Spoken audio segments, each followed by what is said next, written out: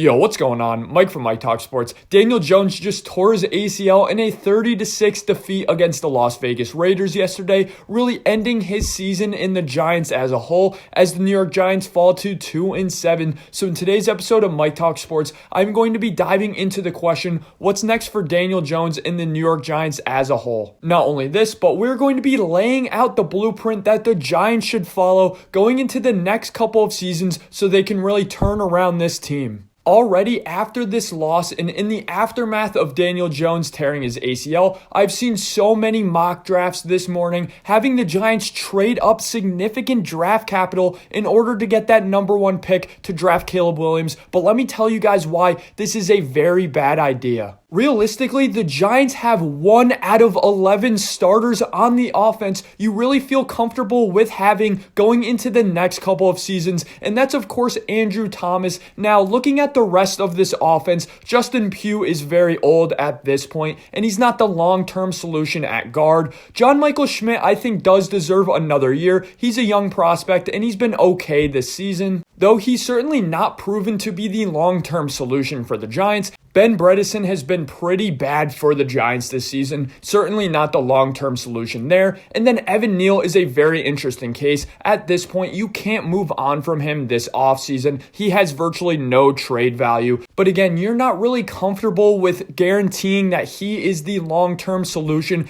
at tackle for the Giants. Then let's go on to the skill position players on the offensive side. Darren Waller is absolutely washed. I get it. He's shown some promise this season, but he's so injury prone and he really just does not fit the timeline of this team. Darren Waller was never worth a third round pick. A lot of people were saying it. I said it on this channel. That was just an L of a trade. Daniel Bellinger has genuinely disappointed me to a significant degree this season. He has just proven to be a backup tight end at best. He does not have future tight end written on him at all. And then looking at some of the receivers, I get it. There's some promise with Jalin Hyatt, though he's still very raw out there. Darius Slayton is okay. Wendell Robinson's okay. Shepard's okay. Campbell is not very good. But guys, these are not starting caliber receivers in the NFL. You need significant skill at the wide receiver position in order to win at a high level, unless you have a Patrick Mahomes level quarterback, and that's just not the case with the Giants. They realistically need a number 1, 2, and 3 receiver going into the future. They don't have that guy on the roster unless you're extremely optimistic about Jalin Hyatt, and to me, at best, Jalin Hyatt will be a good wide receiver number 3. And then last but certainly not least, Saquon Barkley is an unrestricted free agent in 2024, and you have way too many holes on the offense and defense to justify paying Saquon Barkley, a player who has had his best days absolutely behind him at this point in his career. If the Giants draft a quarterback, they're going to bring that quarterback into a situation that is damn near impossible to succeed in by having a bunch of backup caliber players surrounding him. They're going to absolutely break Caleb Williams or any other quarterback, putting him with one of the worst receiving cores in the entire NFL and a offensive line that is going to get him absolutely killed out there, especially Caleb Williams, a guy who does like playing that backyard football style of play, who does hold on to the ball much too long in my opinion. You need to start building up this roster before you have your long-term solution at quarterback. So in my opinion, if you have a top 5 pick in this year's draft, instead of trading up to that number 1 pick, you need to trade back similarly to what the Arizona Cardinals did. I want an Arizona Cardinals-esque blueprint for the New York Giants going into the 2024 season. So with Daniel Jones, you have Daniel Jones on the roster going into next year, obviously. There's no out on that contract. No one's going to want him. And in my opinion, he won't even be able to pass a physical in order to get traded even before the trade deadline next year. So with Daniel Jones, get one last look at him at the end of the 2024 NFL season next season. Make him play the last 5 to 6 games and make sure he's not your future quarterback. And I'm pretty sure he is not. So you're really killing 2 birds with 1 stone there. You're guaranteeing that Daniel Jones is not the long-term solution at quarterback. quarterback next season, and you're guaranteeing you're losing some games while doing so. I honestly would not mind if the New York Giants went out this offseason and signed Josh Dobbs just to have an Arizona Cardinals-like season. Again, being a fun team while losing still, guaranteeing a good draft position in 2025 to draft a quarterback in 2025, because in the 2024 offseason, this up-and-coming offseason, you can guarantee a significantly better situation for your quarterback in 2025 than you can in 2024. Again, in 2025, you can have a good enough roster to the point where a rookie quarterback not necessarily will make the playoffs with this team, but they at least won't be broken and they'll have a solid foundation to build upon. Whereas, again, you draft a quarterback in 2024, they are going to be in a dumpster fire of a situation, potentially breaking them. So in the 2024 NFL draft, I need the New York Giants to draft 2 wide receivers in the first 4 rounds of the draft. So the Giants have a first-round pick. They do have 2 second-round picks, which is really nice,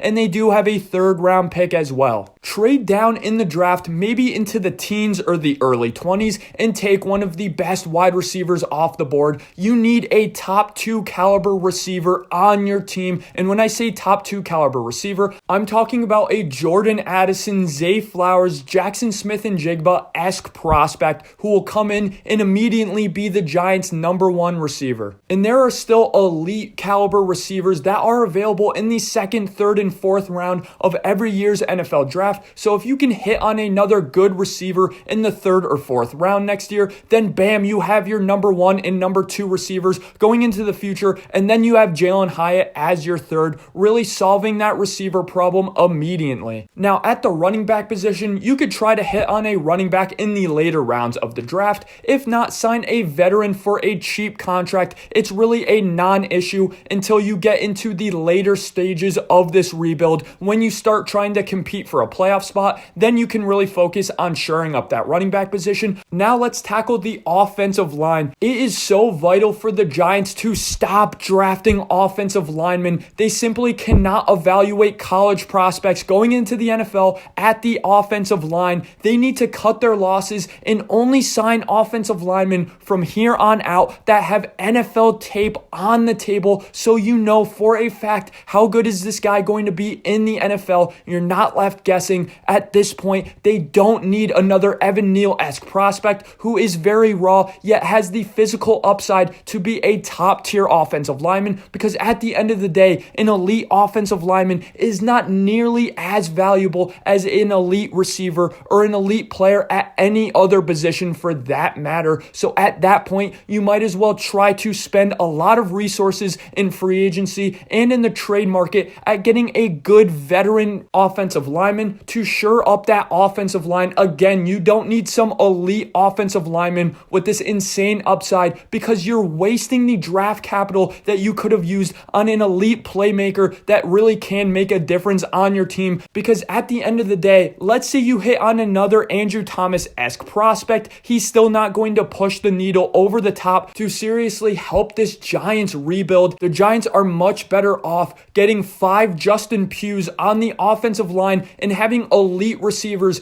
than having 5 Andrew Thomases on the offensive line but having absolutely horrible skill position players, if that makes sense. And then last but certainly not least, the reason why you should not draft a quarterback in 2024 is because, let's be honest, you do not know if you have your long-term solution at the head coaching position with Brian Daboll and you want your new head coach to have their own quarterback. You don't want Brian Daboll to draft a quarterback in 2024, have that season be an absolute train wreck, and then have your year 2 quarterback with his second head coach already young into his NFL career. You want to evaluate in 2024 not only Daniel Jones at the end of the season, but you need to evaluate Brian Daboll at the end of the season. And if you feel comfortable with him going into the future, then you could finally give Brian Daboll that quarterback he's always wanted in 2025. But again, you need to use 2024 as an evaluation period, not only for Daniel Jones, but really more importantly for Brian Daboll. So again, the point of this video is really to explain the Giants are so far away from being good. They have so many holes on this team to the point where